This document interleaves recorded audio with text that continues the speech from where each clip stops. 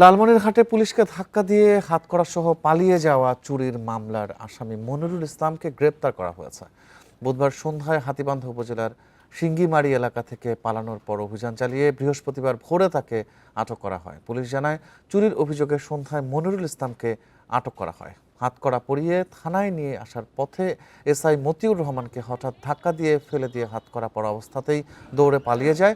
পরে রাতভর একাধিক টিম অভিযান চালিয়ে তাকে পুনরায় আটক করে। হেফাজত থেকে আসামি পালানোর এই ঘটনায় চাঞ্চল্য সৃষ্টি হয়েছে।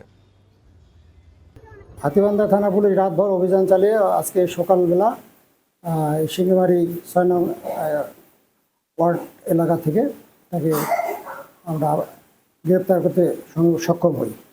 এই ঘটনায় একটা চুরি মামলা রুজু করা হয়েছে।